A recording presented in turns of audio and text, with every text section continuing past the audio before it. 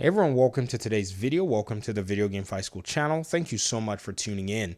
So today we're going to have a very brief discussion. In fact, I'll be asking a series of questions, and that's surrounding Gotham Knights. Now, for those of us who know, this is something that has been mentioned, but we haven't necessarily continued conversations on it because its results, or I would say implications, are yet unknown. And what do I mean by that?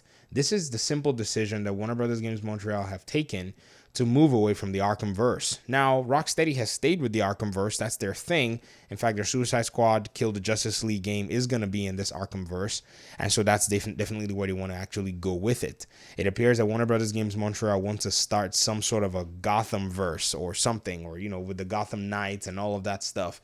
And so that's the universe that they're trying to build. It's a little confusing nonetheless because they've made a game in the Arkhamverse in the past, and Batman in the video game world, which, everybody will have to agree has existed and thrived in the Arkhamverse in the last 4 entries of Batman games, namely Arkham Asylum, Arkham City, Origins, which was done by Warner Bros. Games Montreal, and Arkham Knight, which, was done by Rocksteady, as well as the other 2 aforementioned.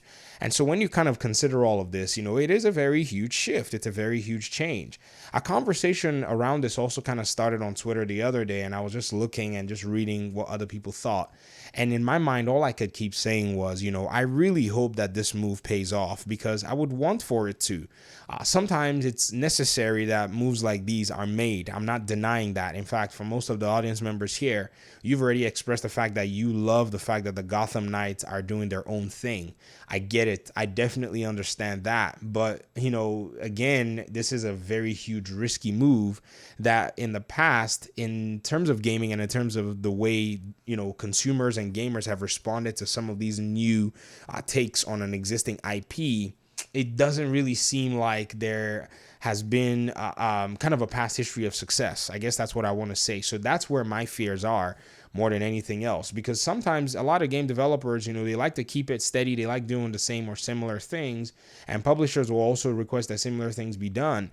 And these so-called similar things or rinse and repeat type video games, for many aspects, keep doing well. And so I guess the scare tactic there, in a sense, is, or I wouldn't say the scare tactic, I would say the elements that are actually bringing fear to my mind is the fact that this seems really different in terms of Gotham Knights.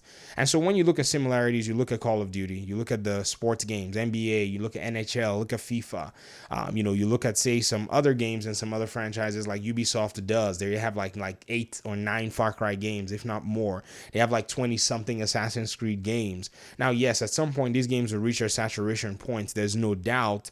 But in terms of this entire Arkhamverse versus the new Gotham Knights, it is still, in my opinion, a very young franchise for them to want to make such a huge shift.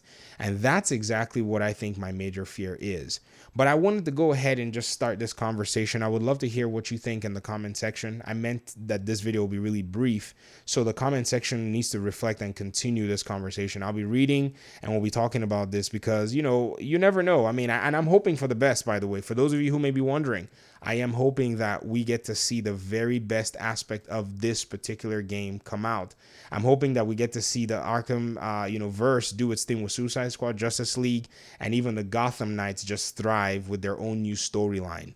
But again, it's going to be a learning experience for everybody. It's going to be a learning experience for the fans. It's going to be a new learning experience for the developers. And I would love to see how it all turns out. But as an Arkham fan, as a Batman fan, as a, Red Hood fan, a Batgirl fan, I personally will be supporting this project and hope that in 2022, we get this particular game that we want, basically the Gotham Knights game. But anyways, that's it for me. Once again, thanks for watching the video. Hopefully we'll talk soon. Peace out.